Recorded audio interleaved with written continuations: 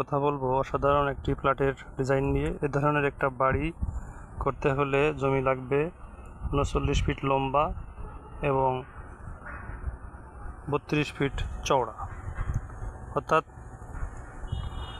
এই বিল্ডিংটির স্কোয়ার ফিটের হিসাবে 1250 স্কোয়ার ফিট। এই যে আপনারা দেখছেন এখানে 1250 স্কোয়ার ফিট জায়গা লাগবে।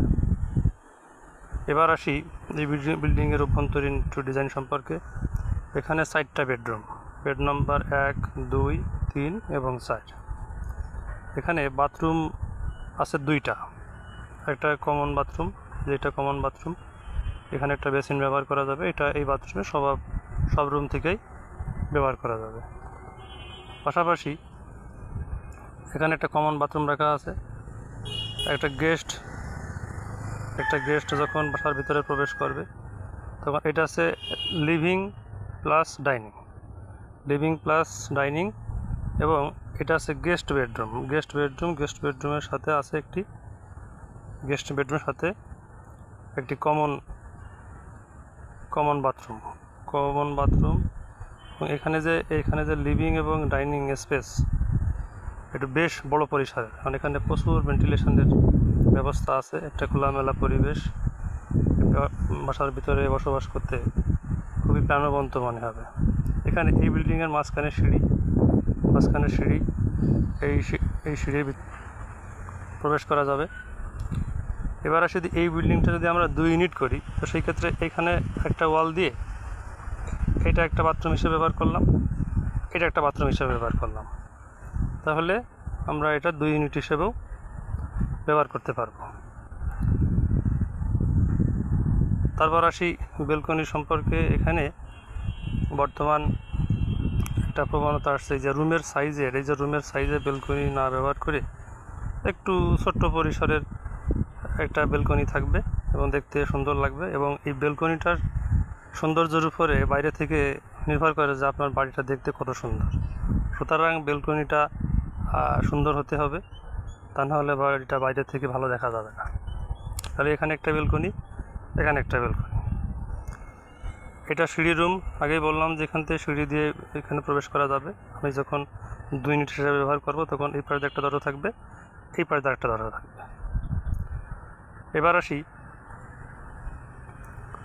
এবার আসি যে এ ধরনের একটি বিল্ডিং করতে আমাদের কত টাকা খরচ হবে। আসলে বিল্ডিংয়ের যে ব্যয়, এই টোটাল বিল্ডিংয়ের যে ব্যয়, এটা আসলে এক্সাক্ট হিসাব, মানে সঠিক হিসাব দেওয়া যায় না, একটা আনুমানিক হিসাব করা যেতে পারে। তো সেই ক্ষেত্রে একতলা কমপ্লিট 30 লক্ষ টাকা লাগবে। এভরিথিং, টাইলস, জানলা, দরজা, বিদ্যুৎ, স্যানিটারি সমস্ত কিছু মিলে এই বিল্ডিংটা কমপ্লিট করতে 30 লক্ষ টাকা খরচ হবে। সেই ক্ষেত্রে অনেকের আছে 30 লক্ষ টাকা একবারে খরচ করা তার জন্য খুবই কষ্টসাধ্য। সেই ক্ষেত্রে আপনি 3টি স্ল্যাবে এই বিল্ডিংটি করতে পারেন। একটা আছে যে বিল্ডিংয়ের ভিতসহ পিলার, একটা স্ল্যাব, এটা করে একটু রেস্ট নিলেন, কিছু টাকা সঞ্চয় করলেন, তারপরে একটা ছাদ দিলেন, এরপরে গাঁথুনি, টাইলস, এটা আরেক ধাপে করলেন। তো সেই ক্ষেত্রে যদি আমরা 3টা ধাপ মিলিয়ে খরচ ব্যয় করি তাহলে সেই ক্ষেত্রে 30 লাখ টাকা লাগবে, 30 লক্ষ টাকা খরচ হবে। আর যদি আমরা 3টে স্ল্যাবে খরচ করি তাহলে আমরা ভিত সহ পিলার, আপনি কত তালা ভিত দেবেন, এই আমি যে 30 লক্ষ টাকা হিসাব করেছি এটা 3 তালা। এটি মূলত হিসাব করা হয়েছে 3 তলা বিশিষ্ট বিল্ডিং হিসাবে। তো সেই ক্ষেত্রে এটা পিলার পর্যন্ত আপনার খরচ হবে 7 লাখ টাকা, ছাদে খরচ হবে আরও 7 লাখ টাকা, তাহলে 7 আর 7 14 লাখ। আর যে 16 লাখ টাকা থাকলে 16 লাখ টাকায় বিল্ডিংয়ের গাঁথুনি, প্লাস্টার, জানালা, দরজা, স্যানিটারি, বিদ্যুৎ, আনুষঙ্গিক খরচ হবে। এবার এই বিল্ডিংয়ের অন্য প্রসঙ্গে একটু বলি। এই বিল্ডিংটা যদি সাউথ ফেসিং হয়, সবচেয়ে সাউথ ফেসিং বিল্ডিংয়ে বাস করতে ভালো। এখানে গরমের সময় বাতাস ঘরের ভিতরে প্রবেশ করে। আর যদি উত্তর ফেসিং বিল্ডিং হয়, উত্তরের দিক মুখ করে, সেই ক্ষেত্রে শীতের সময় শীত, গরমের সময় গরম। সেজন্য আমরা চেষ্টা করব যে বিল্ডিংটা যেন সাউথ ফেসিং করা যায়, এভাবে মুখ করে, এই রাস্তা এভাবে সাউথ ফেসিং বিল্ডিং যেন করলে ভালো হয়। পাশাপাশি দেখেন এই যে এই রুমটি আমরা এখানে যদি এটা নিচতলা হয় তাহলে আমরা রুম হিসেবে ব্যবহার করতে পারবো, এবং আমরা যদি রুম হিসেবে ব্যবহার না করি তাহলে এটা আমরা গ্যারেজ হিসেবেও ব্যবহার করা যাবে।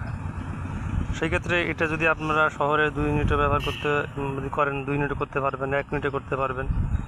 আশা করি যে আপনারা যে কষ্ট অর্জিত টাকা দিয়ে যদি ধরনের একটি ডিজাইনের বাড়ি নির্মাণ করেন, সেক্ষেত্রে আপনার টাকা হয়তো ব্যর্থ হবে না।